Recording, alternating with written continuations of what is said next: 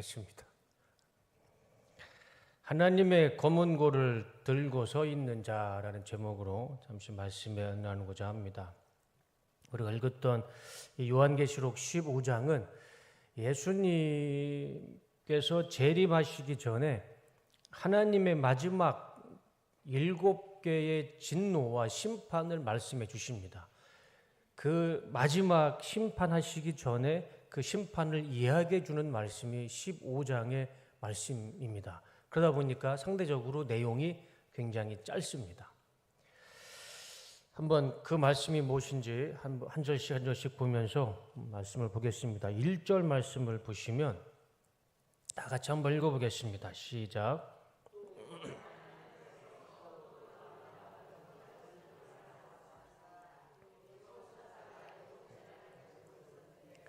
그것은 마지막 재난이었습니다. 하늘의 진노가 그것으로 끝날 것이기 때문입니다. 나도 보세요. 자, 사도 요한이 또 다른 표징을 보게 됩니다. 근데 그게 뭐냐면 7 천사가 7 재난을 가지고 있었는데 그것이 이제 마지막 재난이었습니다. 하나님의 진노가 그것으로 끝날 것이기 때문에 이제 마지막 재난 7가지를 사도 요한이 보게 됩니다. 그래서 우리가 지금 읽었던 본문은 세번역 성경으로 봤을 때 끝날 것이다 라고 표현했고 개역 개정에는 마치리로다 라고 기록되어 있을 겁니다.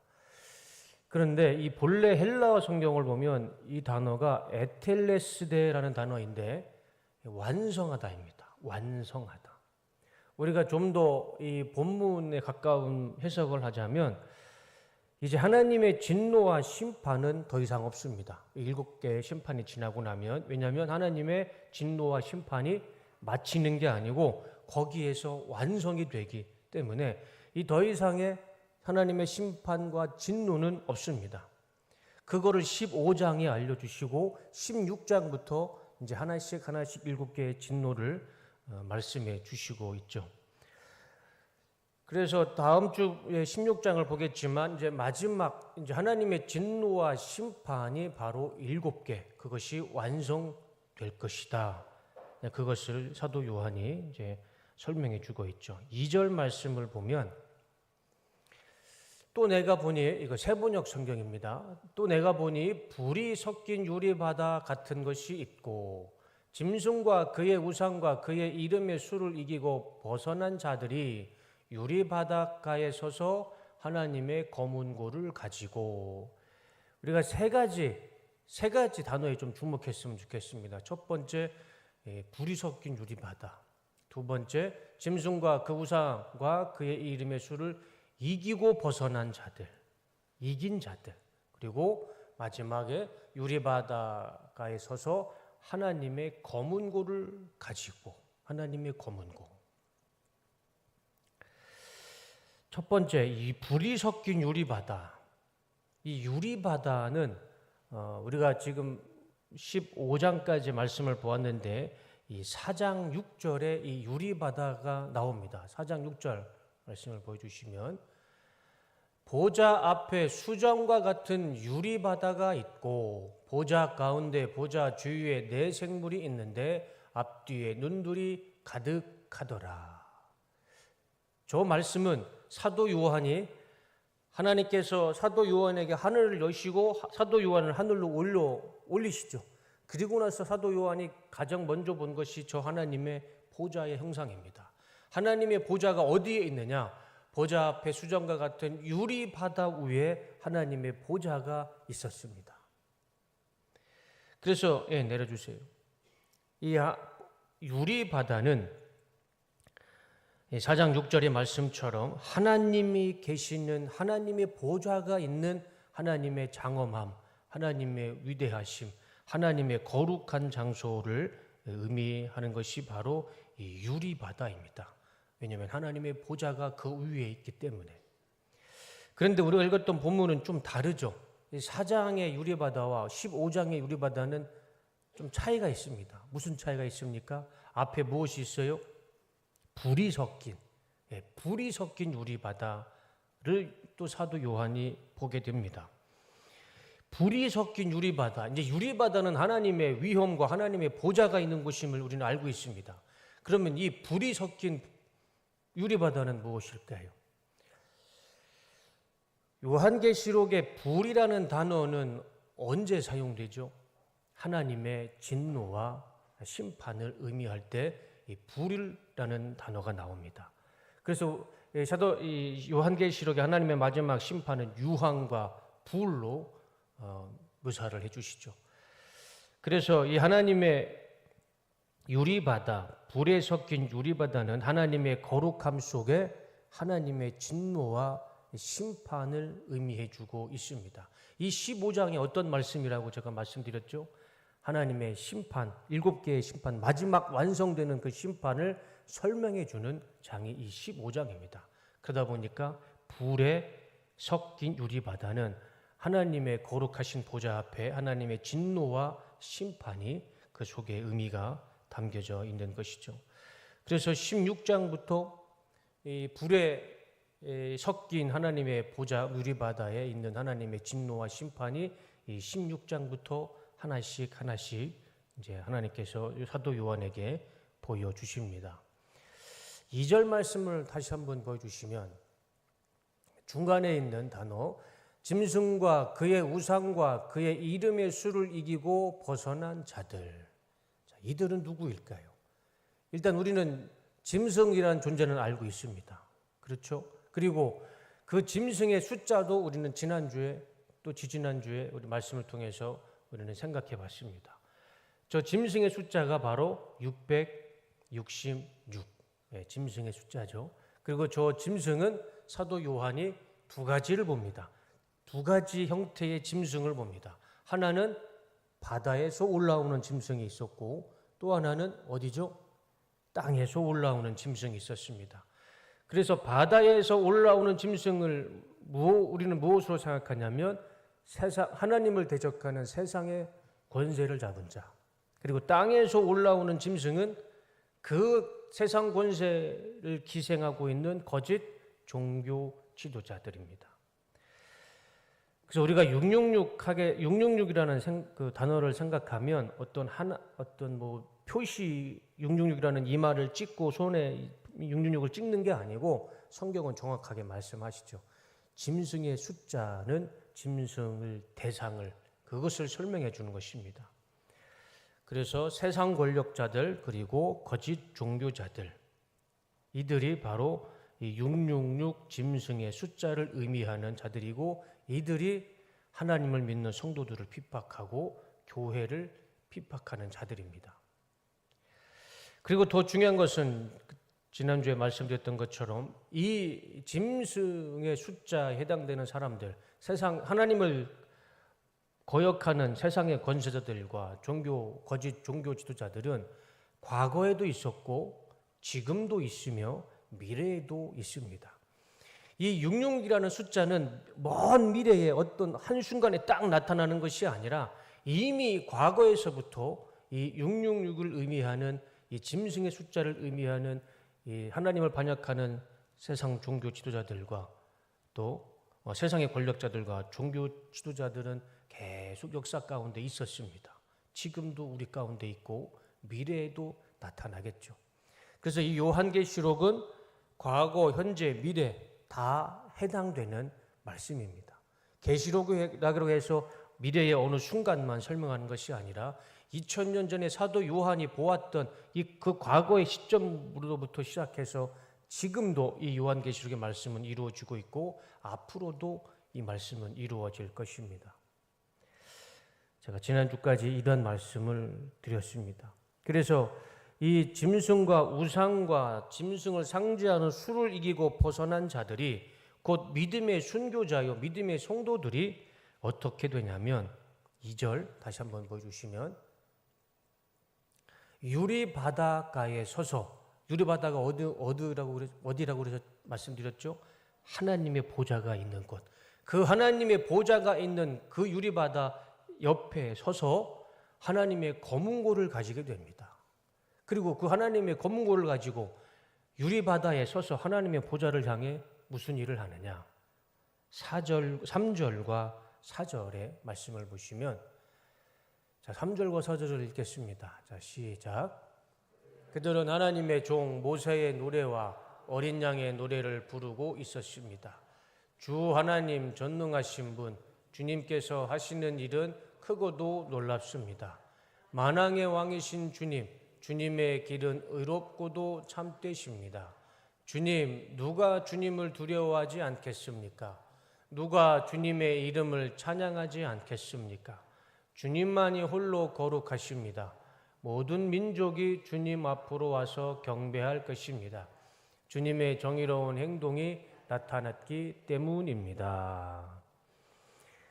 짐승과 우상과 짐승의 숫자를 이기고 벗어난 자들이 하나님의 보좌가 있는 유리바다가에 서서 하나님의 검은고를 들고 무엇을 합니까?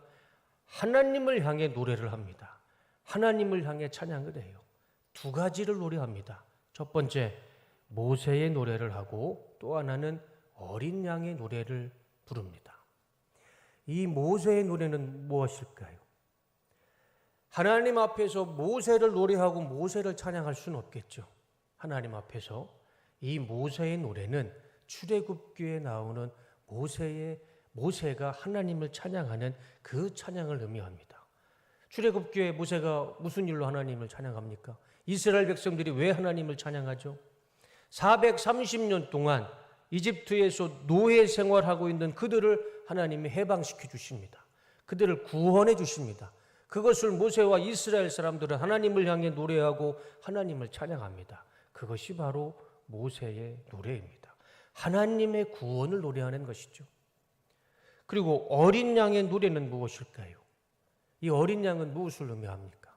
예수님이죠. 예수님을 노래하는 것.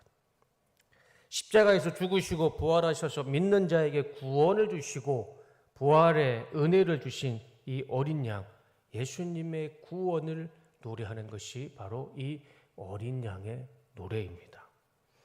그래서 믿음으로 이 승리를 거둔 주님의 백성들, 순교자들이 하나님의 유리바다에 서서 보좌에 앉아 계신 하나님과 어린 양을 향해 모세의 노래, 하나님의 구원을 노래하고 어린 양의 노래, 예수님의 구원을 노래하게 됩니다. 사도 요한은 이것을 보았던 것이죠. 저는 이 구절의 말씀이 믿음을 지킨 성도의 마지막 모습이라고 생각을 합니다. 우리가 믿음을 지켰을 때 성도의 마지막 모습은 어떤 모습일까? 바로 이 모습이 아닐까 생각을 합니다. 하나님을 향해, 하나님의 보좌를 향해, 어린 양에 앉아 계신 예수님의 보좌를 향해 하나님의 검은고를 들고 하나님을 노래하고 하나님을 찬양하는 모습, 구원의 기쁨과 감사를 노래하는 그 모습, 그것이 성도의 마지막 모습이 아닐까, 그런 생각을 해보게 됩니다. 우리도 언젠가는 이 말씀처럼 정말 하나님 유리바다 가에 서서 그 유리바다 한가운데 하나님의 보좌를 보고 분명 하나님의 성도들이, 구원받은 성도들이 하나님을 찬양할 텐데, 모세의 노래와 어린 양의 노래를 부를 텐데, 그 자리에 우리 뚝섬교회 우리 성도님들도 그 영광스러운 자리에 서 계시기를 주님의 이름으로 축원합니다. 그것이 우리가 마지막으로 서야 할 장소이라 믿습니다. 어느 시대이든 성도의 삶은 참 고단하고 핍박받는 삶을 살아갑니다. 세상 속에서 사람들과 어울려서 크리스찬으로서 말씀을 지키며 살아간다는 것, 정말 힘든 삶이 저는 생각을 합니다. 교회에서, 저는 목사로서 24시간 교회에서 살지만 교회에서 살고 있는 목사도요, 참 말씀 지키며 살아가는 것이 쉬운 일은 아닙니다. 그런데 우리 성도님들은 세상에 나가서 사람들과 죄와 악이 범람하는 세상 속에서 그곳에서 빛으로 소금으로 말씀을 지키며 살아간다는 것, 그것이 정말 보통 일은 아닐 것입니다. 어쩌면 목사보다 우리 성도님들이 2배, 3배 그 이상의 힘든 삶을 살아가고 있는 것이죠. 우리가 소아시아 7교회 말씀을 보았을 때 성도들이 받았던 비판이 너무나 힘들었습니다. 십자가에서 달려 죽고 사자에 찢겨 죽고 그것을 피하려고 땅속에 들어가서 정말 개미처럼 두더지처럼 태양을 보지 못하고 어둠 속에서 신앙생활을 했던 사람들이 이 초대교회 7교회 성도들이었습니다. 그들만큼은 아닐지라도 정말 이 시대 2025년 참 유혹이 많고 가야 할 것도 많고 봐야 할 것도 많고 들어야 할 것도 많은 이 유혹의 시대에 선으로 악을 이기며 산다는 것이 정말 결코 쉬운 일은 아닐 것이고 자기 십자가를 지고 나를 따라라 라는 예수님의 말씀을 지키며 살아가는 것 결코 쉬운 일은 아닐 것입니다. 오늘 이렇게 비가 오는 중에도 우리 성도님들 말씀을 지키고자 하나님의 뜻에 순종하고자 이렇게 나와서 예배드리는 것 정말 쉬운 일은 아니죠. 하나님께서 특별히 오늘 예배에 나오신 우리 성도님들을 주님께서 축복해 주시고 형통한 은혜로 채워주실 줄로 믿습니다. 그럼에도 불구하고 성도로서의 삶이 힘들고 고단할지라도 우리가 끝까지 이 믿음을 지켜야 하는 것은 이 십자가의 길을 가야 하는 이유는 요한계시록 7장 10절에 분명하게 말씀해 주십니다. 다 같이 한번 읽어보겠습니다. 시작. 큰 소리로 외쳐 이르되 구원하심이 보좌에 앉으신 우리 하나님과 어린 양에게 있도다. 우리가 왜 이 힘든 십자가의 길을 걸어가야 될까요?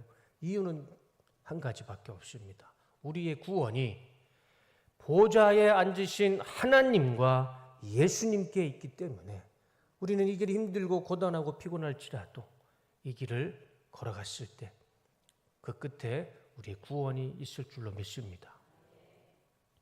오늘 하루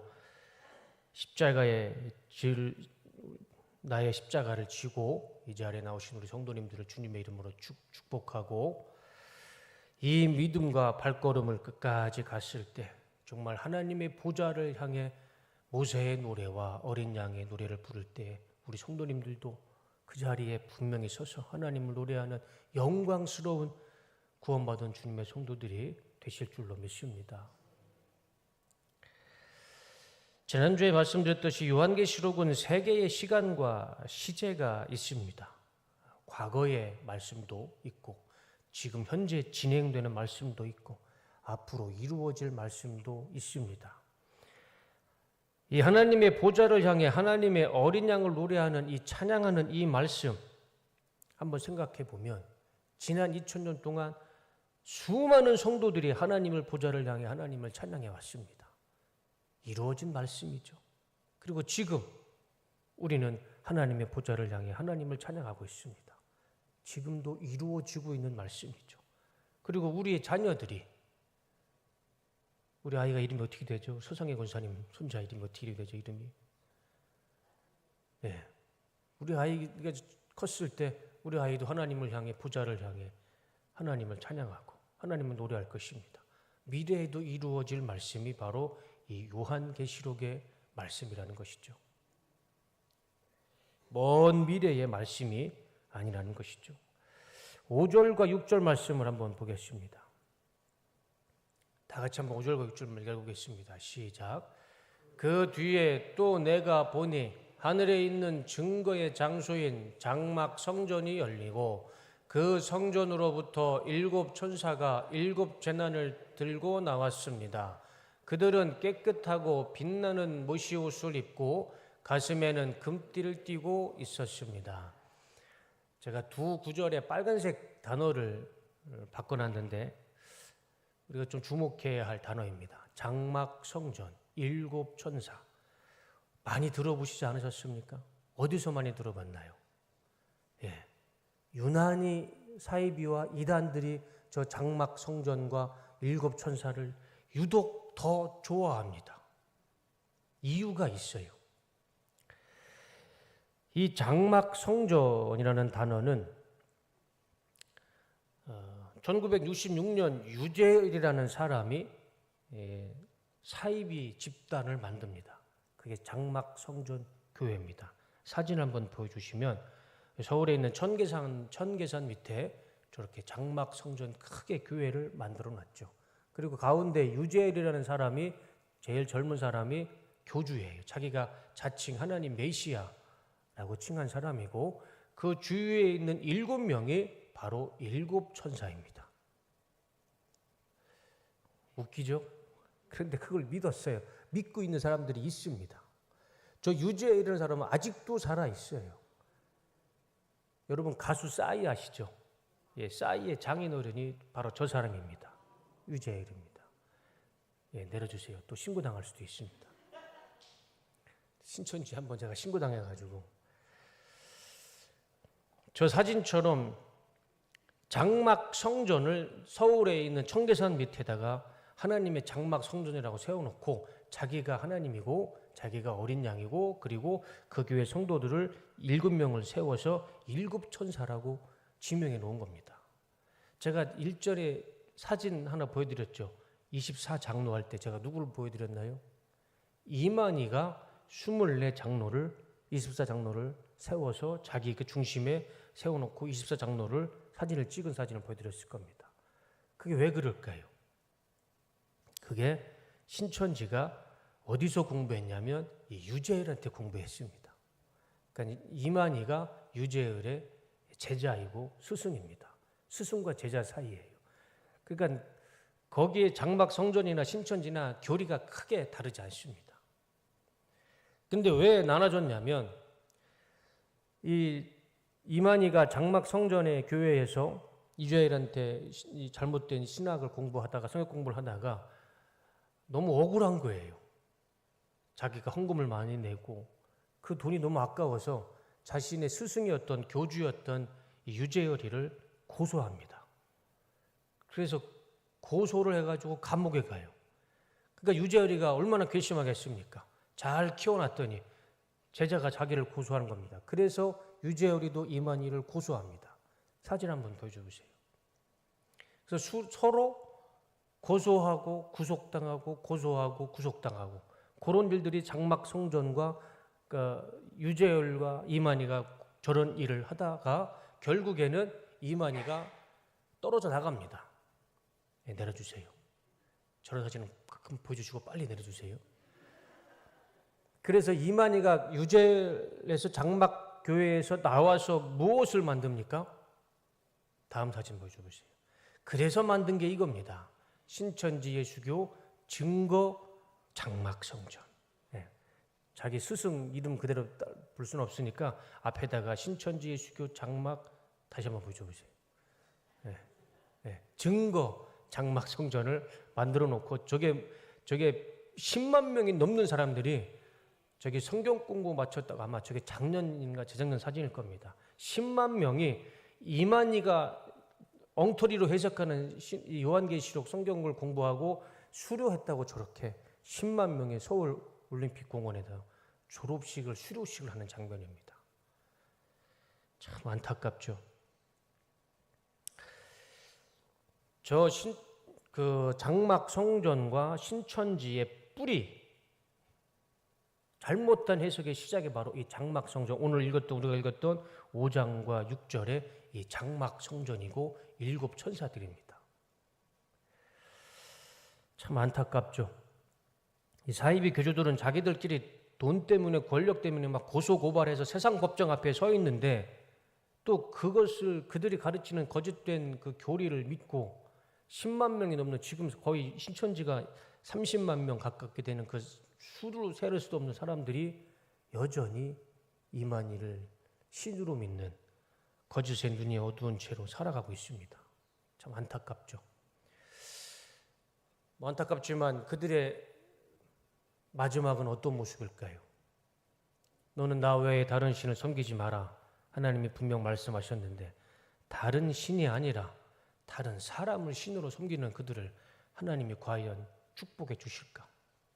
그들에게 긍휼을 베풀어 주실 것 같지는 않습니다. 하나님의 공의와 정의에 맞지도 않죠. 참 안타까운 현실이지만 그렇게 유재열과 이만희가 말하는 장막 성전은 무엇일까요? 수많은 사람들을 눈을 어둡게 하고 지옥의 문으로 이끄는 유재열과 이만희가 말하는 이 장막 성전은 도대체 무엇일까요? 사진 한번 보여줘 보세요. 다른 거 없습니다. 이거예요. 구약 시대의 성막, 장막, 성전. 뭐 큰 의미도 아닙니다. 구약 시대에 하나님의 법궤 안에 만나가 담겨져 있는 항아리, 아론의 쌍난 지팡이, 그리고 모세가 받았던 이 돌판 두 개의 십계명, 그거를 담았던 하나님의 법궤, 그 법궤를 모셨던 천막, 그것이 성막이에요. 그게 장막 성전입니다. 그 이상의 의미가 없어요. 그런데 한번 생각해 보세요. 지금 이 땅에 장막 성전이 존재합니까? 지금 이 시대에는 장막 성전이 필요하지가 않아요. 하나님의 기뻐하셨던 솔로몬의 성전도 없어요. 그 흔적도 없이 사라졌습니다. 성전 이전의 역사가 장막 성전이에요. 이 땅에는 존재하지도 않고 하나님은 더 이상 성막과 성전을 말씀하지도 않습니다. 지금 하나님이 말씀하시는 성막, 성전, 교회는 어디에 있습니까? 우리 성도님들이 교회예요. 우리 성도님들이 성전입니다. 성막이라고 치면 우리 성도님들이 한 분 한 분이 다 성막이에요. 이 5절과 6절에 얘기하는 하나님의 장막 성전은 이 땅의 장막 성전은 아무런 의미가 없습니다. 사도 요한은 어디서 보았습니까? 하늘에서 보았어요. 하나님의 나라 천국에서 있는 하나님의 장막이고 성전이지 이 땅의 장막 성전은 아닌 것이죠.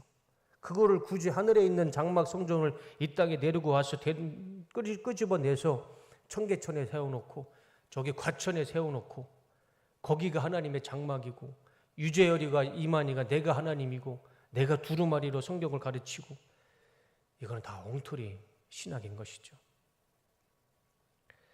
장막 성전은 땅에서 세워지는 장막 성전이 아닙니다.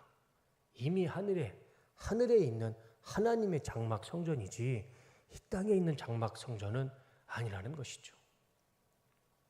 이거는 분별이 아니라 상식입니다.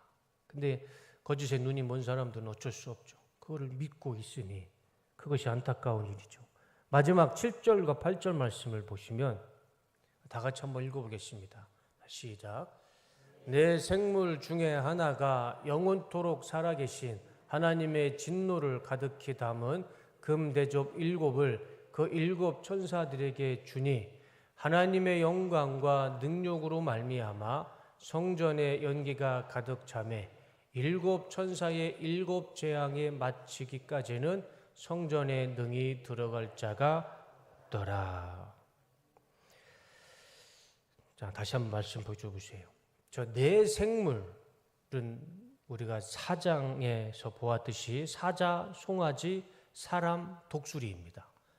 그 중에 하나가 하나님의 진노를 가득히 담은 금대접을 그 7개의 금대접을 7 천사에게 줍니다. 그런데 우리가 7절에 나오는 이 금대접 우리 한번 들어보지 않으셨습니까? 언제 들어보셨죠? 5장 8절에 이 금대접이 한번 나옵니다. 다 같이 읽어보겠습니다. 시작. 그 두루마리를 취하심에 내 생물과 24 장로들이 그 어린 양 앞에 엎드려 각각 검은고와 향이 가득한 금대접을 가졌으니 이 향은 성도의 기도드리라. 이 요한계시록의 금대접에 담겨진 것은 2개입니다. 하나는 성도의 기도, 또 하나는 무엇이죠? 오늘 본문에 말씀하고 있는 하나님의 진노가 담겨져 있습니다. 하나는 하나님께 드리는 성도의 기도, 하나는 하나님의 진노가 담겨져 있습니다. 이것이 요한계시록에서 말씀하고 있는 금대접이죠. 이 진노가 담겨진 하나님의 금대접을 7 천사에게 주었을 때 어떤 일이 일어나냐면 8절. 다 8절 읽어보겠습니다. 시작. 하나님의 영광과 능력으로 말미암아 성전의 연기가 가득 차매 7 천사의 7 재앙에 마치기까지는 성전에 능히 들어갈 자가 없더라. 자, 말씀 놔둬보세요. 하나님의 영광과 능력으로 말미암아 성전에 연기가 가득 차게 됩니다. 금 대접을 천사들이, 7 천사들이 받았을 때, 그리고 그 7개의 재앙에 마치기까지 성전에 그 하나님의 연기가 가득 찬 이 성전 장막에 들어갈 자가 없다라고 말씀하시죠. 네, 내려주세요. 저 말씀 가운데 이제 연기라는 단어가 나오는데, 하나님의 장막 성전에 가득한 연기. 구약 성경에 연기라는 단어가 자주 등장합니다.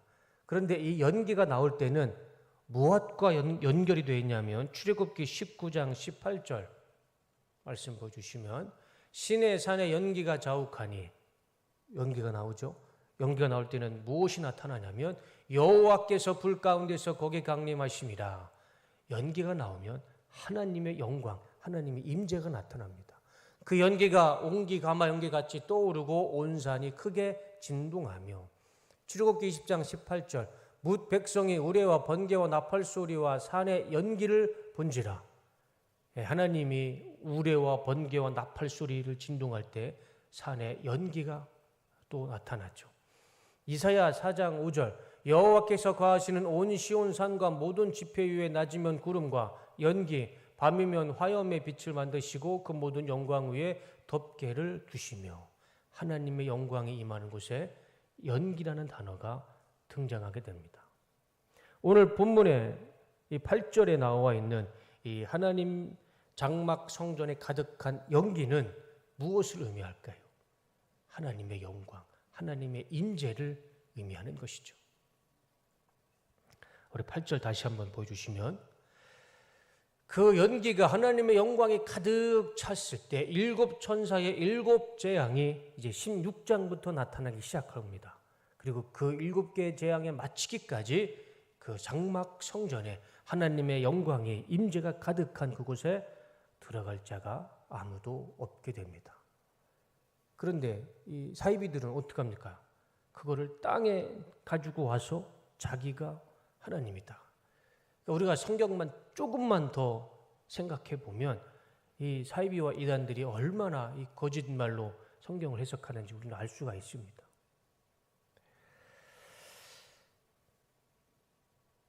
그리고 하나님의 진노와 심판, 7개의 이 진노와 심판이 다 마치고 완성이 되면 그 다음에 무엇이 나타날까요? 제가 설교 시작하기 전에 15장은 어떤 말씀이냐 말씀드렸냐면, 예수님이 재림하시기 전에 이루어질 말씀을 설명해 주는 것이 15장이다 라고 말씀드렸던 것처럼, 이 7개의 천사의 심판과 재앙이 다 완성이 되면 그때에서야 비로소 우리 예수님께서, 어린 양이신 예수님께서 하늘문을 여시고 이 땅에 재림하실 줄로 믿습니다. 이렇게 15장의 말씀이 끝나게 됩니다. 3가지로 정리하면 이렇습니다. 첫 번째, 15장을 기준으로 7 천사와 7 재앙이 지나간 후에는 더 이상의 하나님의 재앙과 진노는 없습니다. 완성이 됩니다. 더 이상의 우리 인생의 아픔도 고난도 괴로움도 없을 겁니다. 그리고 둘째, 짐승의 표식을 받지 않고 우상 숭배로 배교하지 않는 성도는 하나님의 검은고를 들고 서서 유리바다 위에 보좌 위에 앉아 계신 하나님과 어린 양이신 예수님을 노래하고 찬양하는 날이 반드시 올 것입니다. 그리고 그 자리에 어김없이 우리 뚝섬교회 이 자리에 계신 우리 성도님들도 그 자리에, 그 영광스러운 자리에 서서 보좌를 향해 하나님을 찬양하고 노래할 것이라 믿습니다. 세 번째는 하나님의 장막 성전에 연기가, 하나님의 영광이 가득할 때 하나님의 영광, 즉 예수님의 재림은 임하게 될 줄로 믿습니다. 이렇게 15장의 말씀을 정리할 수가 있을 것 같습니다. 설교를 마치겠습니다. 우리가 15장은 비교적 짧은 말씀이죠. 1절에서 8절 굉장히 짧은 말씀이지만, 우리가 이 15장을 통해 꼭 기억해야 할 말씀, 우리가 끝까지 이 말씀은 붙잡고 기도하며 살아야 할 말씀이 있습니다. 2절과 3절 말씀입니다. 다른 말씀은 우리가 그날이 되면 다 우리 눈으로 다 확인이 되겠지만, 이 말씀만큼은 오늘 우리 삶 가운데 지켜야 할 말씀입니다. 빨간색 말씀만 제가 읽어드리겠습니다. 짐승과 그 짐승 우상과 그 이름을 상징하는 숫자를 이긴 사람이 하나님의 검은고를 들고 서 있었습니다. 그들은 하나님의 종 모세의 노래와 어린 양의 노래를 부르고 있었습니다. 끝까지 믿음으로 승리하여 하나님의 검은고를 들고 보좌를 향해, 하나님을 향해, 또 예수님을 향해 모세의 노래, 어린 양의 노래를 부르시는 우리 성도님들의 삶이 되시기를 주님의 이름으로 축원합니다. 그것은 먼 미래에 내려주세요. 먼 미래 일이 아닙니다. 오늘 내가 이 시간에 해야 할 하나님의 말씀입니다. 2000년 전 사도 요한이 정말 하늘을 올라가서 보좌를 향해 하나님을 노래했던 그 성도들, 2000년 전에 보았던 그 성도가 저는 우리 뚝섬교회 성도님들이 되실 거라 믿습니다. 끝까지 죄와 우상 앞에 무릎 꿇지 마시고 믿음으로 승리하셔서 유리 바다의 보좌 위에 계시는 하나님과 어린 양을 향해 노래하시고 찬양하시는 그런 구원받으시는 우리 성도님들이 다 되시기를 주님의 이름으로 축복합니다.